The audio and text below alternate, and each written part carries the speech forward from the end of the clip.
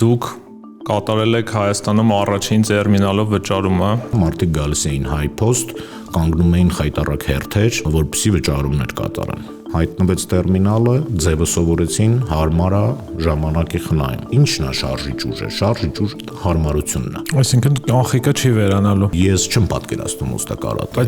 տեղի ունենա։ Սկսել եք մի բիզնես, որը անկախ բանկոմատային ցանցն է։ Բանկոմատը ընդհանուր առմամբ բանկի համար ինչ է, հա։ Ինքը ամսական 500-ից 700,000 դրամ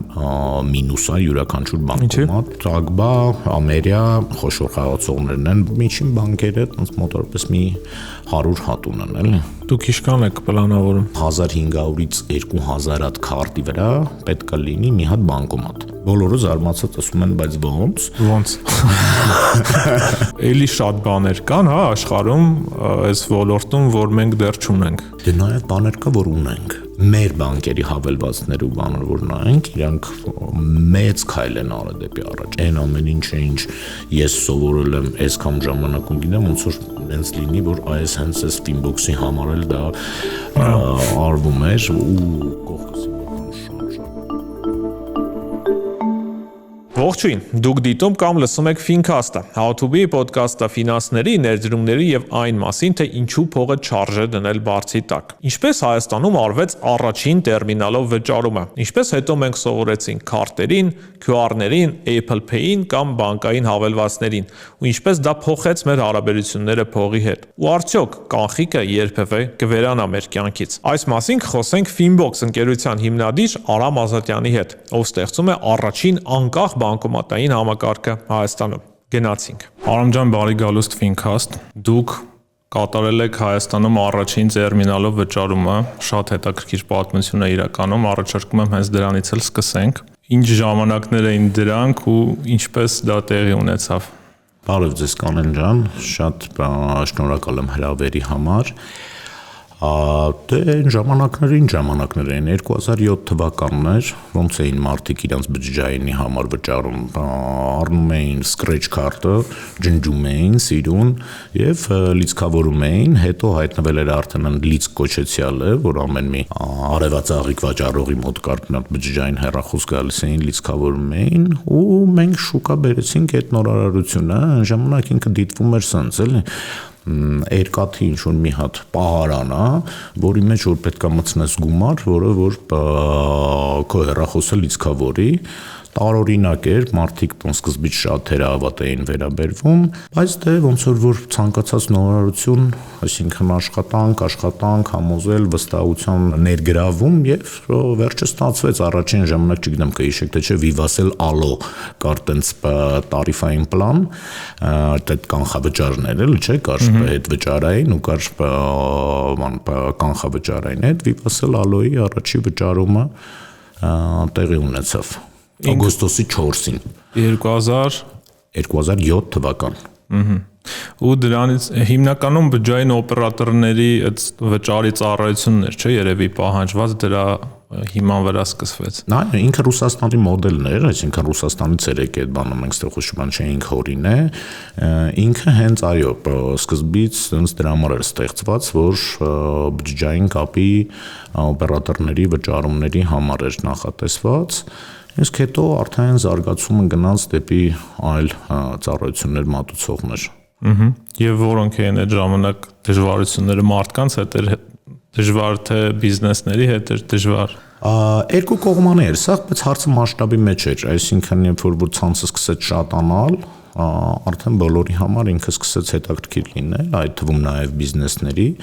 Հետո մենք սկսեցինք միացնել արդեն կոմունալ վճարումները, դա բավականին բարդ գործընթաց էր, որովհետև բջջային է, թե դու մենակ բջջային համարն ես հավաքում ու միանգամից գնաց վճարումը, կոմունալը արդեն ուներ իր բարդությունները,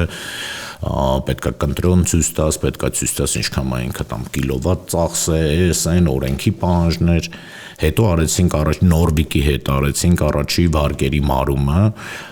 էլի Նորվիկը այն ժամանակ են իրեն պիկ վարկային կազմակերպություններ, Սյոմայի հետ ինք շատ վարկային մասնագետեր են, հենց ոլորտի իրար հետ ստեղծեցինք այդ վճարումը, տենց Ու հետո այդ ամեն ինչը գնաց նաև թվային դաշտ, երբ որ հաջորդ փուլով սկսեցին նաև էփերը ստեղծվել, չէ՞։ Հա, դե էփերին երկար էին գալի։ Մենք էփը տենց միանգամից, այսինքն եթե 2007 թվականին մենք սկսեցինք տերմինալներով, 2017 թվականին առաջի էփի նմուշը, այսպես ասած, ասենք սկսեցին ծնվել։ Այն ժամանակ բանկերի հավելվածներն էլ էին բավականին, ոնց ասեմ, հետամնաց, հա, այսինքն ոչ այսքան զարգացած էլի։ Հիմա մենք նայում ենք շուկան լրիվ ուրիշ ձև է, այսինքն ցանկացած բանկ ունի շատ ժամանակակից լավ հավելված, որով որ բոլորը օգտվում են։ Հետաքրքիր է էլի այդ մարդկանց նաև վճարման սովորությունների փոփոխությունը, թե ոնց կամած սովորեցին, որ պետք է տերմինալի հետ շփվել, հետո արդեն հեռախոսի հետ շփվել, հետո քարտերը մտան այդ ընթացքում, սկզբից հենց ֆիզիկապես քարտով, հետո նաև Apple Pay եւ այլն, ու այսօր եկանք մի կետի, երբ որ անկանխիկը կարծես աղաքին ուժեղ դիրքեր ունի։ Դե դրան կանադառնանք ուժեղ դիրքեր ունի, թե նախ դինամիկան ընդունում եմ անկանխիկի բան, դե ինչն է շարժիչ ուժը։ Շարժիչ ուժը հարմարությունն է։ Այսինքն եթե սենց էվոլյուցիան նայենք, հա, մարդիկ գալիս էին high post, կանգնում էին խայտառակ հերթեր, որպեսզի վճարումներ կատարեն։ Հայտնվեց տերմինալը, եկան տերմինալի մոտ, հավաքեցին, ձևը սովորեցին, հարմար է, ժամանակի խնայում։ Հետո հայտնվեցին բանկային էփերը իրենց քարտերով։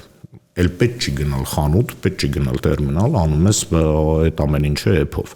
Հետո նույն քարտով արդեն կարողանում ես վճարես։ Հիմա քարտը քո գրպանում է, ֆիզիկապես իրան հանում ես, օգտագործում ես։ Եկավ Apple Pay-ը, շատ ավելի հարմար։ Մարդկանց գրպանում քարտ էլ չկա, հա, հեռախոսը հանեցիր եւ այդ գործողությունը արեցիր։ Տենց լավ բանին շուտ է սովորում։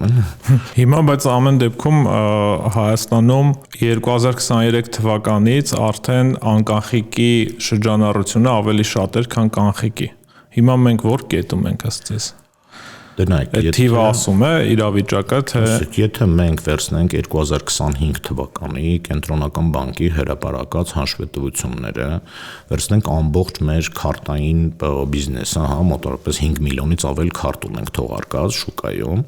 եւ վերցնենք այն ամբողջ գումարը, որը որ ընկնում է այդ քարտերի վրա, մուտք է լինում, այդ ընդհանուր ծավալից այսօր 55%-ը 2025 թվականի կտրվածքով դեռ կանխիկանում է բանկոմատների միջոցով, այսինքն 45-ն է, որը որ ծախսվում է քարտերով on-line միջավայրում, ինտերնետ միջավայրում, խանութներում, եւ այլն, որպեսզի համեմատենք այն ամենաանկանխիկ երկրներում, հա, չգիտեմ, Նորվեգիա, Շվեյցարիա, սենց եթե բաներ խոսանք, Ամերիկայի Միացյալ Նահանգների մասին չենք խոսում, ինքը cash-based երկիր է, էլի, ոտ այնտեղ այդ տոկոսը գալիս անգնում է 25-30% ու էլ ներքև չի իջնում, այսինքն կանխիկը որպես գործոն ինքը անբաժանելի մասա յուրաքանչյուր տնտեսության եւ յուրաքանչյուր փողային էկոհամակարգի, նույնիսկ բիտկոինների, հա, այսօր կամ կրիպտոարժույթները մենք կարող տեսնենք մեր քաղաքում տերմինալներ կան, որոնք որ կանխիկով բիտկոին են ընդունում, այսինքն այս պայի դրությամբ ինքը ասենց է, այո, ծավալ դինամիկային եթե նայենք, ապա անկանխիկի ծավալները աճում են անգամներով ու դա էլ է շատ նորմալ, տենց էլ պետք է լինի, որովհետև նախ պետության կողմից է խրախուսվում այդ բանը 2022 թվականին անկանխիկի օրենքը դրդեց նրան, այսօրվա օրով մեր մոտ քեշբեքը քեշբեքը, արքայի քարտերով եթե դի նկատի ունեք, դες վերջերս ա եղել, որ այդ 2% ընդհանուր առմամբ արքայի փոփոխությունները ու արքայի դիրքավորումը որպես ենթակառուցվածք ստեղծող ֆինանսական համակարգի համար, այլ ոչ թե B2C ծառայություն մատուցող եւ ու այդ ինքը արդեն վաղուց պրոցեսինգային կենտրոն չի, ինքը հենց ֆինանսական շուկայում ենթակառուցվածք է ստեղծում ու տղաները շատ լավ գործ են անում, շատ օգտակար ու շատ պրոֆեսիոնալ, ոտ այո, քեշբեքը, սահմանափակումները, հա, այդ օրենքով բերված բոլորը նպաստում են դրան։ ու դա տենց է լինելու է, դա շատ նորմալ էվոլյուցիոն քայլ է, որ մենք գնանք դեպի ինձ ուղղակի մենք պետք է քաջ գիտակցենք, որ երբևիցե, եթե մենք նպատակ դնենք, որ կանխիկը իսպար պետք է 100%-ով վերանա, դա փակուղային ճանապարհ է, որովհետև կանխիկը ամեն դեպքում ինչ որ մի տեսքով ինքը լինում է, ինչ որ մի տեսքով ինքը մնում է, ինչ որ մի զանգված կամ մարդկանց, որոնք որ դա ինչ որ փոքրիկ բաների համար օգտագործում են, այո, ընկնում է միջինչեկը, ընկնում է ծավալը, ընկնում ամեն ինչը փոքրիկ անում է, բայց ամեն դեպքում կանխիկը մնում է որպես էական վճարամիջոց։ Այսինքն կանխիկը չի վերանալու։ Ես չեմ պատկերացնում ուստա կարա տեղի ունենա։ Ինչի։ Լավ հարց է, ինչի։ Դե առաջի արգումենտը պատասխանը պրոստը կարամ տամ սենց է, գիտեք աշխարհում որևիցե մի հատ երկիր, որտեղ որ կանխիկ չկա։ Չէ, չգիտեմ, բայց շատ էին ժամանակին այն օրակարգը, որ մենք գնում ենք դրան աշխարհի մասշտաբով, էլի։ Դե աշխարհի մասշտաբով մենք գնում ենք այնտեղ, որտեղ որ աշխարհը հելը չի եկել, մի քիչ ինձ թվում է դրա համար եմ ասում, փակուղին ճանապարհը։ Մենք գնում ենք համահունչ աշխարհի հետ։ Մենք գնում ենք դեպի այդ ամեն ինչի նվազում։ Մենք գնում ենք դեպի ռացիոնալ այդ ամեն ինչի օգտագործում, բայց խնդիր դնել, որ դա 100%-ով պետք է վերանա, բան, դա փակուղի է։ Այդտենց ոչ մեկ չի անում, ոչ մի աշխարհի երկիր չի անում, հա, ու նույն ձևի, գիտեք, երկիր, եթե ճամփորդում եք դա, համոզված եմ, գիտեք, որևէ երկիր, որտեղ որ չկա բանկոմատ։ Ես օրինակ չգիտեմ, չեմ հանդիպել, չեմ տեսել։ Կան երկրներ, որտեղ որ չկա վճարային տերմինալ, այո, բայց բանկոմատ կա ամենտեղ, միշտ։ Ես 2019-ին գնացել էի Շվեդիա եւ որոշ քանակի կանխիկ էր մնացել մոտս, որը չէի հասցրել ծախսել։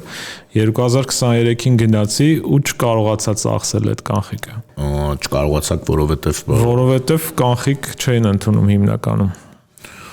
Դե տեսնում եք, ուրեմն Շվեդիան արդեն եկել հասել էր մի հատ ինչ-որ ուրիշ լեվելի, բայց հետո վերջին ինչ արեցիք այդ կանխիկը։ Կա։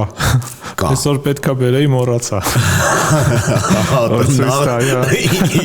Ասում եք ես կընդունեմ, չէ, ցույց տա որ դե ինձ թվում է եթե մի քիչ գնայիք ինչ-որ որևիցե բանկ կամ բան, հաստատ ինչ-որ մի ձևի դա կանեիք, երևի փորձել եք ինչ-որ խանութում կամ ինչ-որ մի բանում անեք, այնտեղ տենց է պատահ հնարավոր է։ Ամեն դեպքում այդ հարցը շատ կարևոր է, էլի, օրինակ ինչի կանխիկը միշտ պետք է, այսինքն կարող է քիչ է, բայց ինքը պետք է լինի։ Դե տեսեք, դա ինքը հոգեբանական հարց է նաև հարմարության հարց է, օրինակ ցանկացած էքստրեմալ, հա, որ ֆորս մաժորային բաներում, հա, տուրիստ է, օրինակ տուրիստներին եթե մենք բան անենք, իրանք միշտ ունենում են մի քիչ կանխիկ։ Ես իմ վրա էլ կարող եմ ես երբ որ գնում եմ ինչ-որ մի հատ ուրիշ երկրի, որովհետև դու հույս ունես մի հատ քարտիդ վրա, բա որ ինչ-որ միտեղ մի բանը չաշխատեց, տեխնիկա է, չէ, մի բանը բան չարեց, էս մի բան։ Հետո օրինակ ես շատ հաճախ թեյավճարների համար եմ դա օգտագործում։ Հետո փոքրիկ գումարներ երեխաների համար, հա, երեխաները, որոնք որ սկսում են ֆինանսները սովորացնում, իրանց բանը սանում, բան, էլի շատ կան հիմա հավելվածներ, կան երեխաների համար հատուկ ստեղծված գործիքակազմ, այդ ամեն ինչը կա ու դա նորմալ է, բայց երեխաներին փոքրիկ գումար տալը գրպանի համար էլի լավ է, այսինքն որոշակի գործոններ կան, որտեղ որ կանխիկը ինքը հարմար է լինում, դրա համար ինքը ամբողջությամբ չի բան լինելու, էլի, չի վերանալու, էլի։ Ես իրականում այդ Շվեդիայի մասով ռիսերչ եմ նաև արել փոքրիկ ու փաստորեն իրենք այս վերջին 2 տարում ամեն դեպքում մի փոքր հետ են եկել այն մտքին, որ կանխիկ որոշակի պետք է, այսինքն իսպառ վերացնել կանխիկի ընդունումը չի կարելի ու նաև պատճառներից մեկը, ինչքան ես հասկացա, այդպես բաց չէին ասում, բայց աշխարհաքաղաքական խառը վիճակը նաև մարդկանց ստիպում է, որ sense որոշ գումար իրենց ձեռքում ունենան, որ եթե ինչ-որ մի բան իրենք կարողանան այդ առանց խնդիրների օգտագործել։ Պատճառներից ու արգումենտներից մեկն է, որը որ լիովին ընդունում եմ, բազմաթիվ ծանոթներ ունեմ, որոնք որ այդ գործիքակազմը օգտագործում են, հա, ոնց տատիկի ասած դոշակի տակը էլ։ Ու մեկ էլ իրականում շատ այսպես մի փոքր փիլիսոփայական, բայց ամեն դեպքում այդ հարցը կա, որ կանխիկը կարծես մարդկանց ազատության վերջին այդ գիծը լինի, հա, որովհետև երբ քո գումարը անկանխիկ է, քո ձեռքին չէ, շատ երկրներում հիմա տեսնում ենք, հա, ինչ են կատարվում, կարող է հաշիվները սառեցվեն, կարող է քեզ թույլ չտան ուղղակի ինչ-որ բան անել։ Դե սա հոգեբանական հարց է ու մարդու հարց է, էլի, այսինքն ես օրինակ կոմֆորտ եմ, որ իմ գումարը իմ հաշվի վրա է, քո գումարը կարող սառացվի քո հաշվի վրա, եթե դու անում ես որոշակի անօրեն գործողություններ, հա, դրա համար կանոն անել, եթե դու նորմալ կյանքդ ապրում ես, նորմալ սաղ բաներ գիտես, հենց ընենց գումարը չի սառում, հենց ընենց հոդս չի ծնդում այդ ամեն ինչը, եթե դու ունես այդ խնդիրները, կանխիկի պարագայում էլ նենց չի որ դա, բայց այո, իհարկե ստվար զանգված կա մարդկանց, նամանավանդ մեր երկրում, որտեղ որ այդ կանխիկը գրպանում, այդ կանխիկը ֆիզիկապես տեսնելը, այո, հոգեբանական իրան ավելի կոմֆորտ է տալի մարդուն ու դա էլ է շատ նորմալ։ Դրան գումարվում է այն, որ հիմա նաև Հայաստանում նույնականացման պահանջն է շատ խստանում, այսինքն առաջ նույն տերմինալներով գործարքները նույնականացում չէին պահանջում, հիմա այս տարվանից նաև դա է մտել։ Դրա իրական անհրաժեշտությունը կա ձեր կարծիքով, ինչի համար է դա։ Տեսեք, ես ինձ եմ իրան նայում, իրական անհրաժեշտություն կա թե չկա, դա բխում է պետության որոշ քաղաքականությունից ու ռազմավարությունից։ Հիմա չի կարելի մենեջ անել այն, ինչը չի կարելի չափել։ Հիմա նույնականացումը դա էլի բերում է այդ չափելիության մի հատ գործոնի։ Այսինքն այս պայի դրությամբ իրան վատա կամ լավա գնահատական տալը մենք դժվարան ենք ասենք, նախ դա ոչ միայն մեր կառավարության պահանջա ու պետության պահանջա, այլ ընդհանուր առմամբ մեր միջազգային որոշ կառույցներում ներգրավվելու բանի, այսինքն դա միջազգային փորձ է։ Երկրորդը դե հիմա դուք կարաք առանց նույնականացման ունենաք բանկային հաշիվ, չեք կարա։ Ձեր ապահովության համար է, չէ՞, դուք գալիս եք բանկ, դες նույնականացնում են, անձնագիր է, բան եւ այլ եւ այլ։ Հիմա նույնականացում մտել է վճարային տերմինալների վրա, այսինքն բանով։ Հիմա դա նույն ձևի ֆինանսական գործարք է, նույն ձևի ֆինանսական գործառույթ է։ Դե այդ ֆինանսական գործառույթն էլ նույնականանում է, արդեն շատ արագ սովորելու ենք։ Մենք այո, դա ծավալ է իջացնելու ընդհանուր առմամբ կանխիկի գործարքների, ընդհանուր առմամբ վճարային տերմինալներից օգտվելու, իհարկե դա որոշակի ծավալ քչացնելու է։ Ես համոզված եմ, որ հետո էլ հետ է գալու նույն ձևի, որովհետև շատ լավ նույնականացման գործիքներ մենք ունենք հիմա այս պայդրությամբ շուկայում աշխատող, թե վճարահաշվարկային ընկերությունները գտան իրանց ճիշտ ձևերը, իրանց հավելվածներով եւ QR-ներով, թե email-ին կա, որը որ գերազանց ծառայությունն է մատուցում ու մարդիկ sense tenants մենք գնալու ենք այդտեղ։ Դա վերջի կետում մեկը մեր կյանքը հեշտացնելու է, որովհետև կա հայտարարագրի պահանջ, որը որ մենք պետք է տանք ու այս պայդրությամբ տալիս ենք, այսինքն դա անխուսափելի էվոլյուցիան ինչ որ մի հատ ճանապարհ է, որը որ մենք անցնելու ենք։ Դրա համար ստեի գնահատականը լավ է կամ վատ է, քիչ ճիշտ չի, դա անխուսափելի ինչ որ մի հատ ճանապարհ է, որով որ մենք անցնում ենք։ Եվ նաև քանի որ ոնց հասկացա ձեզ մոտ այդ համոզմունքը շատ ամուր է, որ կանխիկը չի վերանալու, դուք նաև սկսել եք մի բիզնես, որը կանխիկ, անկանխիկ այդ կապն է, հա, ապահովում։ Կպատմեք մի փոքր։ Ոչ թե կանխիկ, անկանխիկ կապը, ես կասեի ասենց, մենք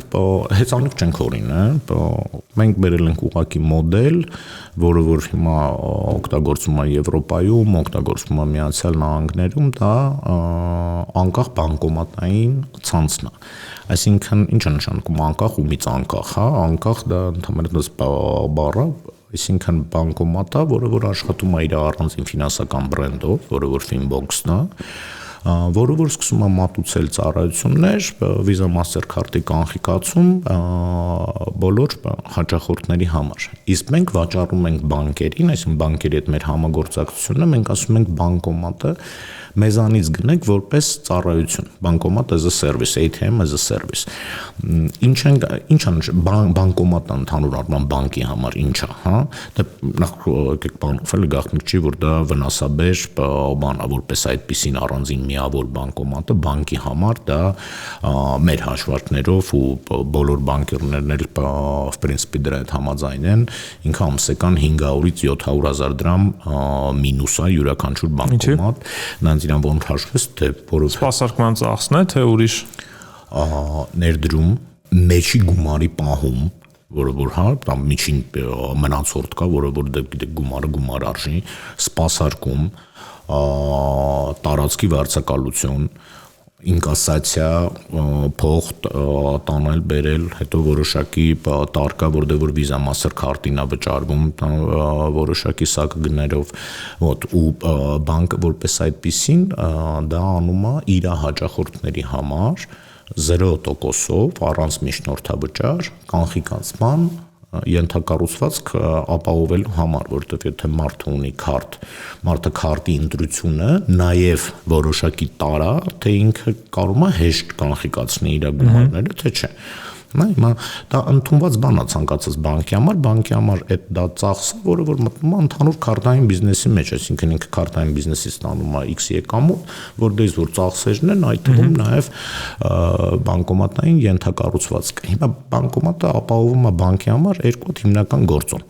Մեկը դա բրենդի հետ շփումն է հաճախորդի, հա, այսինքն բանկոմատը երկրորդ տեղն է բանում, առաջի տեղը դուք ձեր բանկեր շփվում եք ձեր ֆիզիկապես քարտով, որը ձեր դրամապանակում է, երկրորդը ամենահաճախ բանը, որ դուք որ տեսնում եք, դա բանկոմատն է։ Եվ անվճար 0%-ով կանխիկացումը, որ դուք կարող եք ձեր գումարին հասանելիություն ունենալ։ Հիմա Finbox-ը ինչ արել, Finbox-ը ասում է, մենք առաջարկում ենք բանկերին ու արդեն շատ բանկեր համաձայնվել են, որ հենց Finbox-ի բանկոմատներով կանխիկացման ժամանակ իրանք որպես թողարկող բանկ չսահմանեն միջնորդավճար, այսինքն էլի նույն զերոն լինի հաճախորդների համար, ինչպես նաև մենք մտածել ենք, որ այդ բրենդի հետ հպումներ պետք է ապահովենք հաճախորդների համար, այսինքն երբ որ տվյալ բանկի քարտը աշխատում Finbox-ի բանկոմատով, մենք ինտերֆեյսը ներկում ենք տվյալ բանկի գույներով, որ համ հաճախորդին կոմֆորտ լինի, ինքը տեսնի իր սովորական գույները, հա, ու ծառայությունները։ Այդ մասով այտենց բանկերի համար շատ ձեռնտու է։ Ինչու՞։ Որովհետև ինքը, տեսեք, որպեսզի ես առանձին բանկ եմ, հիմա ուզում եմ ունենամ բանկոմատ։ Recycling բանկոմատ, ինչ նշանակում recycling, դա այն նույն գումարը, որը որ ինքը ընդունում է, այսինքն անում է cash-ին, վճարում է ընդունում, նույն թղթադրամները նաև հետատալի ուրիշ գործիքով։ Այսինքն ինքը համել ընդունում է։ Հա, recycling-ը համել ընդունում է։ Հիմա սաղ աշխարհը գնում է այնտեղ, որ ուղակի բանկոմատ, որը որ անում է cash out, այդ ծայրահեղ վնասաբեր բան, այսինքն տրենդը այն է, որ գոնե ինչ որ բինձև այդ ծախսը կարողանանք քչացնենք, հա, դե պատկերացրեք, եթե մարդը եկավ գումարը մուտք արեց, հաշվին 320,000-անոց։ Դուք մուտք արեցիք, ես էլ եկա կանխիկացրեցի այդ 320,000-անոցը ինձ հետ եկավ, այսինքն տեսեք ինչքան մենք ծախս խնայեցինք, մենք չքշեցինք, չեկանք այդ 20,000-ի գումարը խնայեցինք, այս չարեցինք, այն չարեցինք, սա գաղտնիքն է, որ այդ երկու ծավալները պետքա ճիշտ ձևի ոնց որ պահել, էլի, բանով։ Հիմա եթե անում է բանկը գնում է recycling մեքենան արժի տամ $30,000 շրջանակում։ Միջին մնացորդ ինքը մեջը պետք է ապահովի մի 20-30 միլիոն դրամ, ոնց լինի միջինը իրանք ապահովեն։ Միջին վարձը, որը որ տեղադրվում է խանութներում, բանում տամ մինչև 100,000 դրամ հասնում է։ Կա բարդ գործընթաց բանկերում այդ ինկասացիայի սպասարկմանը, որտեղ գալիս է առանձին աշխատակից մի բաժնից, մյուս բաժնից, հետո գալիս է մի հատ ինկասացիայի ծառայություն, հետո ցախ գումարը հաշվում են, պլոմբում են, դնում են, ասես մի հատ ավանդական եկած մի հատ կարգերով են։ Հա, գործընթաց է։ Բանկի։ Հա, հիմա մենք ինչ ենք ասում։ Մենք ասում ենք շուրջ Պրոստը ինքնես այն ամսական ինչ որ դուք պետքա նույնիսկ ավելի քիչ է այդ գումարը, որ մենք բանկերի հետ խոսում ենք, անց ինքը մի հատ շատ վատ տեղ պրոստ ուղակի ամսական վարձ տա։ Իսկ այն ներդրումը, որ դուք պետք է անեք բանկոմատի մեջ, վարկ տվեք, սպառողական, չգիտեմ, ձեր 15%-ով, դա լավ տոկոս եմ ասում, 22 չեմ ասում, այդ եկամուտը ապահովեք։ Միջի գումարը 20-30 միլիոն օրական մնացորդը էլի օգտագործեք բանկեք, օգտագործեք ուրիշ բանի համար, հա։ Այս ձևաչափն է, որ բանկերին բանան, այսինքն մենք ասում ենք 0% cash out, ինչպես նաև բանկեր կան, որ համաձայնվում են նաև 0% cash-ին։ Այսինքն ու ինչ առավելություն ունենք մենք նաև, մենք կարող ենք ընդունենք bulk cash-ին։ Ինչա դա նշանակում, այսինքն կապոցով, երբ որ մարդը գալիս է, օրինակ տամ, չգիտեմ, Glovo-ի առաքիչը։ Ինքը եկավ, օրվա վերջին սխմեց, նույնականացավ, բացվեց, ինքը ունի, չգիտեմ, 320,000 դրամ խառը բաներով, մոտորպես մի 120 հատ կուպյուրա։ Դնում է մեջը թղթադրամները ինքը հաշվում է, վсё, տեղում ման, այսինքն Finbox-ը մի հատ ունի B2F, այդ մենք ենք օրինակ business to finance ուղղություն, որը զարգացնում ենք մի հատ B2B այտենց իրավաբանական անձանց համար, որոնք որ գումար են հանձնում վերջում, եւ B2C, որը որ 0% cash-in, 0% cash out, եթե ձեր բանկը որոշել է, որ չէ, cash-ին ես ուզում եմ որ լինի всё-таки տոկոսով ինձ խնդիր չկա, այդ բանկի քաղաքականությունն է։ Այսինքն մենք այդ միջնորդավճարը արդեն գանձում ենք։ Այսինքն sense քաղաքում տեսնելով Finbox-ի բանկոմատ, մենք նաև պետք է իմանանք, որ բանկի համար է սպասարկումը իրականացվում, հա, որ բանկի քարտով մենք կարող ենք այդտեղից գումար ստանալ։ Իրականում մի քիչ տենց չի։ Իրականում սենց է, Finbox-ի բանկոմատը այսօր ոչ մի բանով չի տարբերվում, այլ բանկոմատից, ասեն վրան կա Visa Mastercard բաները, լոգոտիպները, ցանկացած Visa, եթե դուք ունեք քարտ, որի վրա գրած է Visa, դուք կարող եք անել կանխիկացում, թե Փարիզի քարտ, թե ֆրանսիական քարտ, թե հայկական քարտ, թե ամերիկական քարտ, էական չի, բայց երբ որ դուք անում եք կանխիկացման գործարք ցանկացած բանկոմատից, որը որ տարբերվում է ձեր բանկի բանկոմատից, դուք վճարում եք միջնորդավճար, որը որ սահմանում է ձեր թողարկող բանկը։ Այսինքն այսօր եթե դուք ունեք X բանկի հայկական քարտ, որ գնում եք Y բանկի բանկոմատից կանխիկացում եք անում, ձեր բանկը, ձեր թողարկող բանկը սահմանում է միջնորդավճար, սովորաբար դա 1%-ի շրջանակում է, ձեզանից գանձում է, ու այնտեղ ինքը ունի դե ծախս, ասենք այդ 1%-ից միջբանկային 0.5%-ով վճարում է բանկոմատի արդեն բանկ էկվայրին, ու որ բանկոմատներ ու տենց, այսինքն բանկոմատ որպես Finbox մենք օրինակ միջնորդավճար չենք սահմանում, մեր միջնորդավճարը 0 է, բայց այսօր բանկեր կան, որից որ կանխիկացնում ես անում ու տոկոս է բան, բայց մենք ձգտում ենք այ հենց այդ ATM as a service-ը հենց դա է, որ մենք ձգտում ենք նրան, որ լինի 0% եւ բանկերը արդեն կսկսեն դիվերսիֆիկացիա անել իրանց սեփական թանկ ցանցերից, կսկսեն կամած հրաժարվել, դա էլ է էվոլյուցիոն ճանապարհ, ես հասկանում եմ բանկերին, մենք նոր կազմակերպություն ենք, կան որոշ ռիսկեր, ցանցը դեռ ամենամեծը չի, եւ այլն, բայց դե այդ ճանապարհն է, որը որ մենք գիտենք ոնց է պետք անցնել։ Եթե ես ճիշտ գիտեմ, ամենաշատ բանկոմատը Ագբա բանկը ունի, չէ, 1200-ից ավելի, եթե ճիշտ եմ հիշում։ Չէ, 1600 հատ բանկոմատ ընդհանուր առմամբ, նույնիսկ այս վերջի թվերով նվազել է։ Այդ ընդհանուր թիվն է։ Ահա, ընդհանուր թիվը մոտավորապես մի 1500 հատ բանկոմատ է մեր մոտ շուկայում, Ագբայի թիվը 300 չի հասնում, իմ իմանալով էլի, իմ գործընկերները ինձ հետ ուղղեն, բայց իմ իմանալով գրեթե 300-ն է,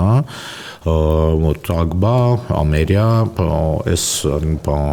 բաներն են, խոշոր խաղացողներն են, բանկոմատը, իսկ միջին բանկերը մոտավորապես մի 100 հատ ունեն, էլի։ Դուք իշքան եք պլանավորում։ Մենք ուզում ենք 2027 թվականին 200-ը փակենք, որովհետև 200, ասեմ, recycling բանկոմատը ու մեր բանկոմատի մощность է, ինչով որ ինքը տալիս է, ինքը միջին հիմա ուսած բանկոմատով նայենք կարելի է համարել 1-ին 3-ը։ Ինչի, որովհետև recycling, այսինքն եթե կա միտեղ ուղակի cash out բանկոմատ, հա, հին ինչ-որ մի հատ մոդելի փողոցում տա մի 2-3 հատ, մի հատ Finbox-ի բանկոմատը կարում է աշխատի եւ սպասարկի այդ 2-3 հատ բանկոմատի ծավալ։ Դրա համար դեռ այս պայդրությամբ մենք այս թվի վրա ենք ուզում դուրս գանք, բայց հիմա բանակցությունների մեջ ենք եւ սկսել ենք որոշ բանկեր կան, որոնք որ արդեն սկսել են քաջ գիտակցել այս ինչ մոդել է եւ հրաժարվել իրենց բանկոմատներից, այսինքն ինքը ասում է այս պայդրությամբ ես իմ հին բանկոմատներից 30, 40, 50 հատ հանեմ ընդհանուր առմամբ։ Դու բեր տեղը դիր։ Դու բանկ կա, որ արդեն սենց է մտածում, ու տեղ արդեն իհարկե կարող է այդ թիվը շատ արագ սկսվի փոխվել, էլի։ Դե ընդհանուր առմամբ ձեր բանկոմատներով բանկոմատների քանակի պահանջն էլ է չէ նվազելու, այսինքն եթե օրինակ հիմա 10 հոգի 10 տարբեր բանկերից են օգտվում, նայելու են գտնեն ամեն մեկը իր բանկոմատը, հիմա ստացվում է իրենք կարող են գալ մեկ տեղում այդ ամեն ինչը անել։ Միանշանակ տենց է լինելու, տեսեք մենք տեղեր կա, որտեղ որ մտնում ենք ու տեսնում ենք բանկոմատների փոքրիկ ջոկատ, չէ՞, 7-8 հատ կանգնած, բանվերում է հիմա եթե այդ 7 հատ բանկոմատը իր բոլոր գնով, ներդրումով, վճարվող վարձով, մեջի գումարով լավ հաշվարկ անես, մի հատ ահռելի գումար է ստացվում, որ կարող գնար նույն, չգիտեմ, ուրիշ մի հատ փոքրիկ բիզնեսի կամ ոչ փոքրիկ բիզնեսի զարգացմանը։ Էլի եւ այդ սաղ ծառայությունը, որը որ այնտեղ դրած է մատուցվում է, մատուցվեր, ասենք 1-2 սարքով, որը որ արվում է հիմա բոլոր շարունակ տամ Եվրոպայում կա գիգանտ, հա, որ կոչվում է Եվրոնետը ունի սաղ Եվրոպայով 50,000 հատ բանկոմատ։ Դուք բացի բանկերի մասնաճյուղերից ոչ միտեղ ուրիշ տեղ գրեթե չեք հանդիպի ուրիշ բանկոմատ։ Ընդդեմ ինչ մոդելն էլ արդեն ուրիշ, իրանք սկսում են կոնվերտացիայի վրա են ավելի շատ աշխատում, ոչ թե բանի, բայց ամեն դեպքում սկզբունքը դա է։ Մեր մոտ շուկայում ինչ է կատարում։ Մեր մոտ շուկայում այդ 1500 հատ բանկոմատից recycling որպես այդպեսին, եթե չեմ սխալվում, այդպես պաշտոնական թիվ չկա, բայց մոտավորապես իմ ռեսերչներով էլ մի 300-ից 400 հատն է, մոտավորապես մի 500 հատ բանկոմատ ընդհանուր առմամբ կարելի ասել շարքից դուրս եկած հին բանկոմատներն են, որոնք որ բանն է, եւ եթե benchmark-ով նայենք տարբեր թվերով, ինքը ասում է 1500-ից 2000 հատ քարտի վրա պետք է լինի մի հատ բանկոմատ։ Նա եթե տենց նայենք, մեր մոտ մոտավորապես մի 1000 հատ էլ տեղ կա բանկոմատի։ Ես ավելի կողմնակից եմ, որ այդ թիվը լինի ոչ թե 2000 քարտին, այլ մոտավորպես 4 դեպի 5 ձգտի, որտեղ всё-таки 5 միլիոն հատ քարտա, բայց ակտիվներով եթե նայես, պատկերը ուրիշ է, բայց ամեն դեպքում տեղը կա շուկայում, այսինքն դուք հիմա այնց հեշտ չի բանկոմատ, նույնիսկ այն բանկոմատը, որ հիմա դուք ուզում եք, օրինակ ուրիշ բանկի, պրոստը ձեզ շտապ կանխիկ է պետք, օրինակ այստեղից հիմա դուրս գաք, տես չեք կողմնորոշի, ես օրինակ այս քաղաքում ապրող մարդ հիմա դուրս գամ, տես միանգամից չեմ կողմնորոշվի, որտեղ կա բանկոմատ, ստեղ կա, թե այնտեղ կա, էլի, ինձ թվում է ես մենակ չեմ այդ բանը։ Հիմա տենց է, իսկ մենք ինչ միսիա ենք բանանում ու ինչ ենք, էլի, քարոզում ու ասում, էլի։ Մենք ասում ենք շորտ, մատչելի կանխիկը, որը որ ամեն քայլը փոխին կա եւ 0%-ով է, ինքը բերում է անկանխիկ ծավալի աճին։ Բոլորը զարմացած ասում են, բայց ոնց։ Հիմա բացատրեմ ոնց։ Եթե մենք իրար հետ արդեն համաձայնվել ենք, որ կանխիկը տենց մի հատ բան է, որը որ ինքը անհրաժեշտ գործոն է, ոնց է լինի, պետք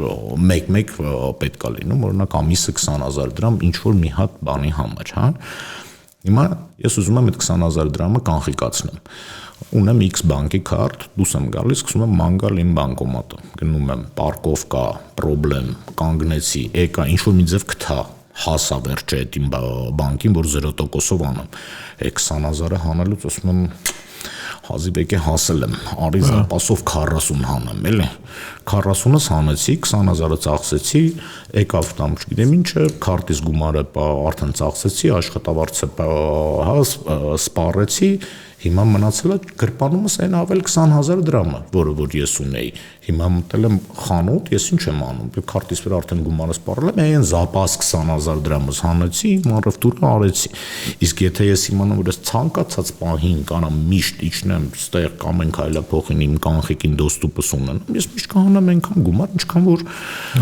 ինձ պետք է։ Այս տրամաբանության մեջ սա էլ տնես չի, որ ես եմ հորինել, դասագրքային պարզ ճշմարտությունն է կանխիկի աշխարհում, էլի։ Ոտ դրա համար այդպես։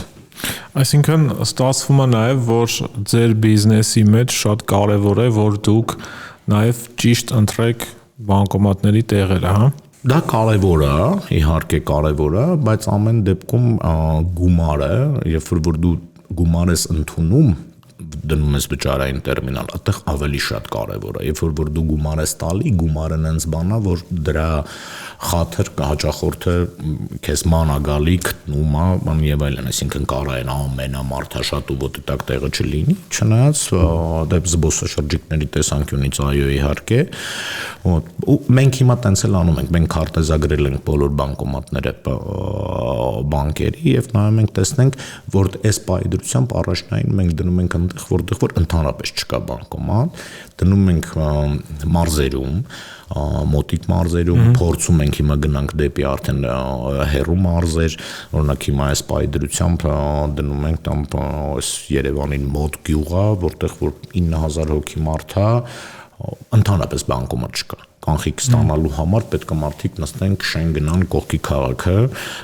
հետեւաբար այսպես բան, դուք մենք այս պահին թիրախը այդ տենց ենք բան, մենք չենք գնում դնում բանկոմատ ընդե, որտեղ որ 7 հատ բանկոմատ կա, մենք համարում ենք, որ դա այս պահին դրությամբ անիմաստ է, էլ։ Բայց ինչ որտեղ անակնկալ չէ, որ Հայաստանում այս ծառայությունը դեռ չկար, որովհետև Եվրոպայում դուք էլ ասացիք, ինձ էլ շատ է հանդիպել, այդ բավականին տարածված բան է։ Գիտեք ոնց չէ, անակնկալի բան չկա, այստեղ նախ կարգավորման հարց կա ռեգուլատորի կողմից, այսինքն օրենքը, որը որ թույլ տվեց նմանատիպ բան անել, օրենք ասելով կենտրոնական բանկի կարգավորող բաները կարգերը իրանք համեմատնորեն մի երկու տարվա են, դա էլ գալիս է ավելի շատ եվրոպական այդ payment system դիրեկտիվներից, որը որ պրինցիպի եվրոպական երկրների ռեգուլատորների տենց ուղեցույցներն են, ու հիմա այդ PSD 3-ով արդեն ինքը որոշակի ձևի կարգավորում է մտցնում հենց այս նմանատիպ գործառույթների մեջ, ու տամ եթե առաջ նույնիսկ երկրներ կան, որ նմանատիպ գործառույթ էին անում առանց ոչ լիցենզիայի, ոչ բանի, հիմա արդեն ռեգուլատորները, կենտրոնական բանկները ասում են, եթե տենց գործունեություն ես անում, եկեք գրանցվեք, մեր մոտ ինքը վճարաշվարկային լիցենզիայի ներքո է արվում, որին որ ես շատ ավելի կողմ եմ, որովհետև նմանատիպ գործառույթը ամեն դեպքում պետք է կարգավորվի ու որոշակի խաղի կանոն լինի, զուտ որ շուկան չդառնա մի հատ անհասկանալի բարդակ, ամեն մեկը որոշի, որ ինքը sense գործառույթ կառանի, որովհետև այստեղ ամենամեծ գործոնը վստահությունն է, եթե վստահությունը կորավ, ամեն մեկը մի բան արեց, բան էլ այն երկրորդը, երրորդը չեն կարողանալու անանել, այդ շատ կարևոր պահ է, էլի։ Իրականում մեր մոտ այդ կարգերը բավականին խիստ են, ու տենց է տպավորությունը, բայց նաև մյուս կողմից շատ է ասվում, որ վճարաշվարկային ֆինանսական համակարգը մեր մոտ լավ զարգացած է, լավ պրոդուկտներ կան, բայց սա օրինակ բավականին այսպես պարզ միտք է, բայց Հայաստանում չկա, հա։ Օրինակ էլի շատ բաներ կան, հա, աշխարհում այս ոլորտում, որ մենք դեռ չունենք։ Դե նաև բաներ կա, որ ունենք։ Օրինակ ինչ ունենք, որ ինքը առաջատար է, էլի առաջադեմ է ծառայություններից։ Տենց երևի դժվարանամ պատասխանեմ, sense բան, նախ պետք է հասկանանք ինչի հետ ենք համեմատում։ Դե Վրաստանի օրինակ։ Տեսեք, Վրաստանի մոդելը մի քիչ ուրիշ է, Վրաստանը երկու բանկերի վրա հիմնված, Bank of Georgia ու TBC-ի վրա հիմնված, երկու գիգանտների վրա հիմնված մի հատ այդպես ֆինանսական էկոհամակարգ է, ու արդեն այդ բանկերը զարգանում են միջազգային շուկայներ են մտնում, TBC-ին Ուզբեկստանում օրինակ շատ մեծ պրոռիվնոյ գործանում եւ այդ թվային բանկինգի մեջ նույնիսկ այնտեղ բերել են Օլիվեր Հյուզին բանին, այդ Օլիվեր Հյուզը դա Տինկոֆ բանկի գլխավոր տնօրենն էր, առաջվա Ռուսաստանի սախ վիզայի ղեկավարներ, իրան բերել են այդտեղ Ուզբեկստանի TBC-ի ղեկավար, ինքն ես համարում եմ թոփերից, հա, բանի, բայց ռուսական օրինակ մինչև հայտնի իրադարձությունները, հա, ֆինտեխ լուծումները, ինչ որ Տինկովներ անում, ինչ որ Սբերբանկներ անում, Ալֆաներ անում, իրանք աշխարհի ամենաառաջատարն էին, այսինքն այդ հաճախորդի համար հարմարությունը, այդ բոլոր ծառայությունների ցանկը, որը որ տրամադրում էին այդ էփերը, նմանատիպը չկար, օրինակ եթե մենք գնանք նայենք այլ եվրոպական բանկերի, ամերիկական բանկերի հավելվածներ, իրանք բավականին կոնսերվատիվ են, ու իրանք տենց էլ իրան վերաբերվում են։ Հիմա մեր բանկերի հավելվածները ու բաները որ նայենք, իրանք մեծ քայլ են արել դեպի առաջ, այսինքն այս պայդրությամբ շատ հարմար է դառը, շատ սկսել են հաճախորդան մետ, այսինքն հասկանալով թե հաճախորդին այս պայդրությամբ ինչա պետք, որ պահին, ու ամեն օր մի քիչ ինքը կատարելագործվում է, նույն ձևի, տեսեք, մրցակցությունն են սա, որ ինձ թվում է, օրինակ ձեր մոտ մի 3 հատ հավելված կա, որից որ դուք օգտվում եք, մեկով ինչ որ հարմար է, այս մի վարկն եք փակում, միտեղ տամ ձեր սիրած բանկն է, միտեղ ստեղ մի հատ ինչ որ ուրիշ ստեղ խումբ եմ ստեղծել կոմունալներս վճարելու, հավես չկա փոխելու, հա, բոլոր իմ հեռախոսի մեջ եթե նայեմ, իմ մասնագիտականը երևի մի 20-25 հատ տարբեր ձևի հավելված բանկը լինի, բայց միջին է իմ սա ծանոթները, որոնք որ մանես չեն, մի 3 հատ կա, որ ակտիվ օգտագործում են մեր կոտրել բան, այսինքն էսա, то есть տենց որպես այդպեսին ընչով մենք առաջատար կդժվարանան պատասխանել, բայց ընդհանուր առմամբ եթե նայես, մեր մոտ շատ ավելի տենց ինքը հիմա user friendly, լավ որակի հավելվածներ են, թե ֆինտեխ վճարաշվարկայինի բաները, թե նաև բանկերի հավելվածները, ունենք ընդգծված առաջատար այդ ամեն ինչի մեջ շուկայում եւ ունենք մնացած դրամը, sense օրինակ Վրաստանում չկա այս մոդելը ATM-ը, չէ, բանի օրինակ independent բանկոմատների, որ էլի, որովհետև այդ երկու բանկերի մեջ է կիսված բանը, ոլորտը, էլի, այսինքն երկու բանկերն են, մնացածը տենց ասում եմ 3-րդ, 4-րդ, 5-րդ տեղ չկա, էլի, ոտ դրա համար իրանք երկուսով մրցում են, երկուսով իրանց բանկերում են, հիմա դու գաս այդտեղ ինչ անես ու ում հետ աշխատես, իսկ մեր մոտ կա այդ դիվերսիֆիկացիան, դրա համար մեր ծառայությունները իր արժեքը ունենում է, էլի, նամանավանդ այն բանկերի համար, որոնք որ ունեն քարտային լավ էմիսիա, բայց բանկոմատների մեջ բանկոմատային տենց ցանցը բանարած չի, էլի, զարգացած չի։ Իսկ կա ինչ-որ այսպես էվոլյուցիոն հետագա քայլեր մեր համակարգի համար, ինչ-որ պրոդուկտներ կամ ինչ-որ կետեր, որ մենք դեռ պետք է հասնենք։ Միանշանակ կա, ինձ թվում է գաղտնիք չեմ բացի, որ ասեմ, որ դա AI-ի արդեն գալն է դեպի տեղ ու այդ գործիքներն է բան, այսինքն մենք էլի դեպի հարմարություն։ Հիմա ես համոզված եմ, որ այս պայդրությամբ արդեն գործիքակազմը կանանցել ինքը գնում է դեպի ամեն ինչը գնում է դեպի ինդիվիդուալ մոտեցում, հա, այսինքն երբ որ դուք բացում եք հավելվածը, նույն բանկի հավելվածը ու ես բացում եմ այդ հավելվածը, մենք տարբեր ինտերֆեյսներ ենք տենում, որ ես տեսնում եմ այն ինչ որ ինձ հոգ է հարազատ, իմ մեքենան, իմ մանը ու իմ խանութը, դուք տեսնում եք ձեր խանութը ու ձեր ծառայությունները, հա, կամ մեջը 2-300 սեղմակ, բայց ինքը արդեն պետքա ճիշտ ձևի ձեր հետ կարողանա խոսա։ Ես պետքա գամ մեքենայով կանգնեմ, դուրս գամ ավտոկայանի տեղի վճարելու համար, ինձ պետք է ինձ իմ հեռախոսը ասի վճարի, խնդրեմ, գոտին, մի ժամ, 2 ժամ, պրոստը դու ուղղակի նայ հեռախոսիդ վրա ու գնա, ոչ թե պետք է շատ ցավոտ տեղ ասեցիք, ես վերջերս զանգել էի քաղաքապետարան, հենց այդ հարցով էի կռվում, որ օրինակ ինչի ճանապարհային ոստիկանության տուգանքի դեպքում Իմ բանկի հավելվածը, իմ վճարաշվրկային հավելվածը ինձ ուղարկում է տխուր սմայլիկով իդեպ ուղարկում է, ասում է խախտում ունես, պետք է վճարել, մի հատ էլ հաշվում է, թե որ շուտ ես վճարում զեղչով է, մի հատ էլ ասում է, այս պահին այսքան պետք է վճարես, իսկ օրինակ parking-ի համար որևէ բան չկա, դու պետք է ինքնուրույն քեզ ծառայություն մատուցես, դու ժամը ֆիքսես, հաշվես, ինչքան վճարումը գնաց, թե չգնաց։ Տեղը աճելու։ Տեղը աճելու բանով օրինակ ես օգտագործում եմ հավելվածներից մեկը, դե համ էլ շփվում ենք, էլի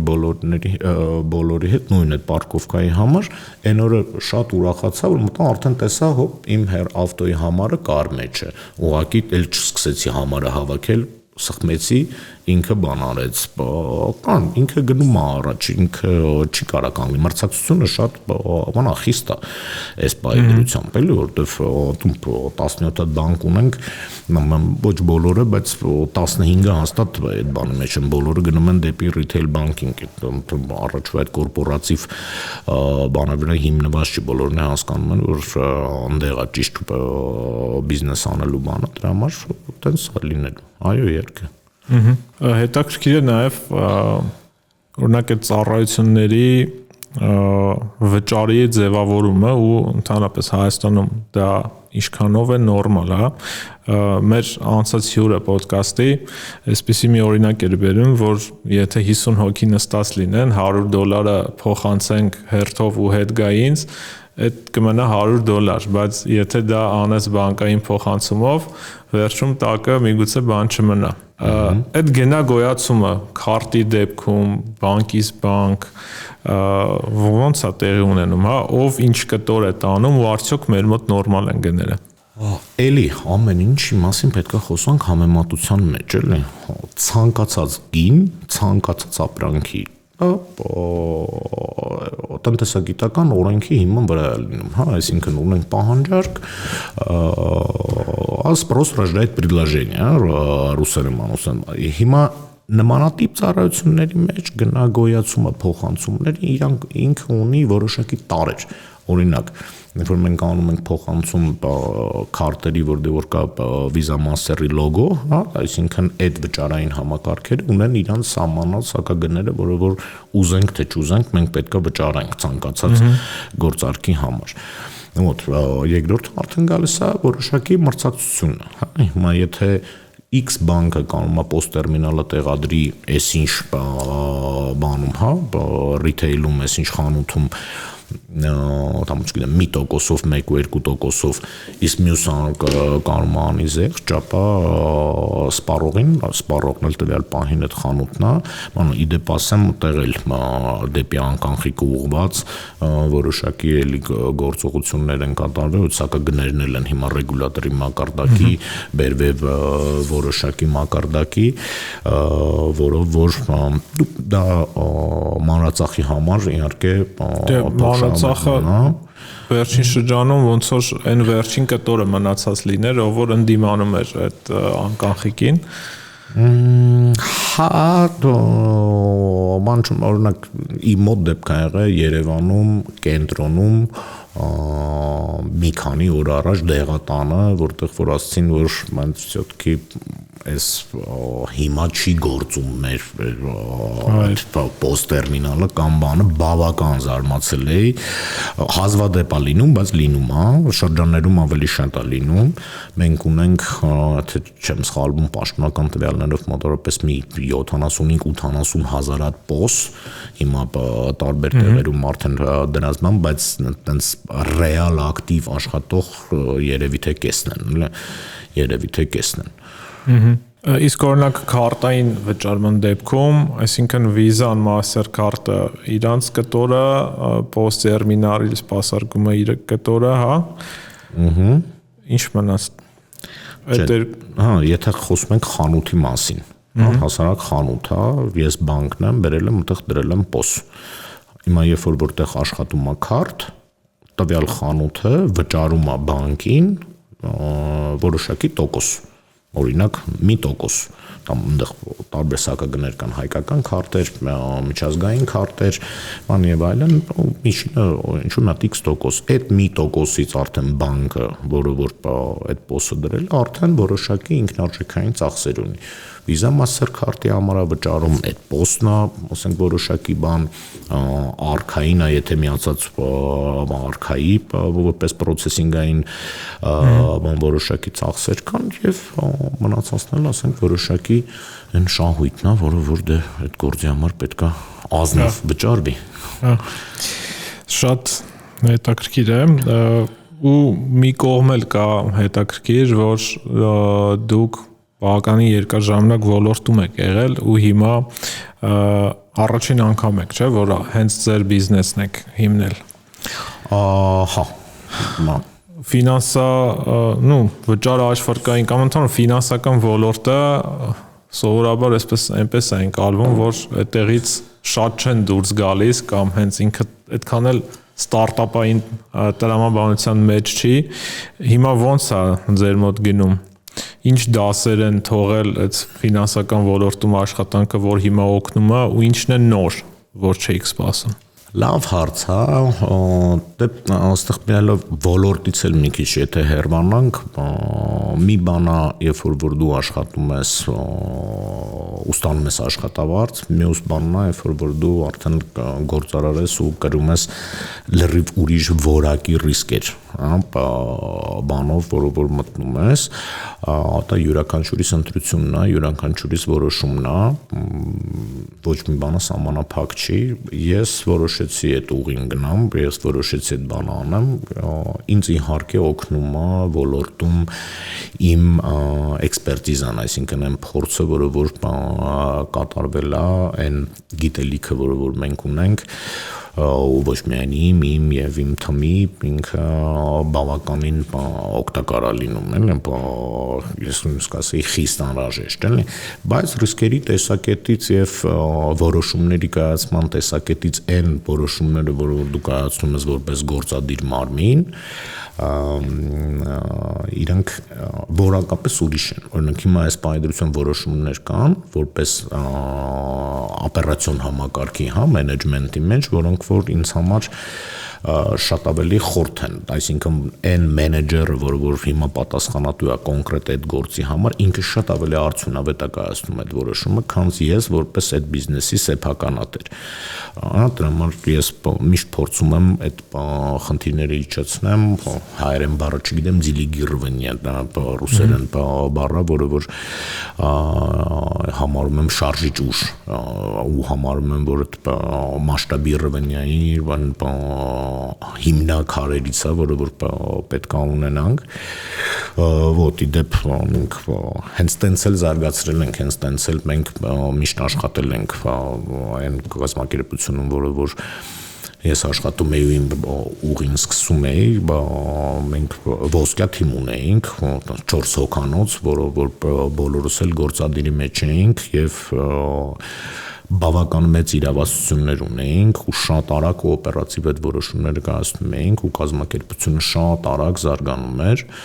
Համար այդ բանը ես գիտեմ, տեսել եմ, հիմա փորձում եմ ստեղ բան անեմ, այսինքն ինչա փոփոխվել է հենց այդ, իսկ ինչ վերաբերում է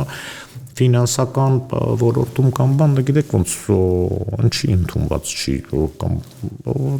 հա ավելի պրոստը ֆինանսականում մի քիչ մուտքի բարիերն է բան դժվար, որտեղ կա որոշակի լիցենզիա ստանալու հարց, որոշակի կապիտալի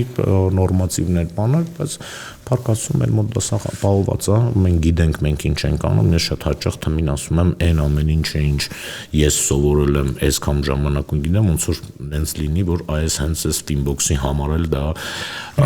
արվում էր ու կողքս հիմական շատ լավ պրոֆեսիոնալ սրտացավ երեխեք ու պրոֆեսիոնալներ, որոնց հետ որ մենք այս ամեն ինչը կառուցում ենք, ես շատ շնորհակալ եմ դրա համար։ Եվ վերջին հարցը, որ տալիս եմ մեր բոլոր հյուրերին, որն է այն մեկ ներդրումը, որ արդեն արել եք ձեր կյանքում կամ դեռ պետք է անեք։ Ամենակարևորը։ Ամենակարևոր ներդրումը, որը որ ես արել եմ։ Այդ կլինի ֆինանսական, այդ կլինի ինչ-որ որոշում, ինչ-որ ջանք։ Դե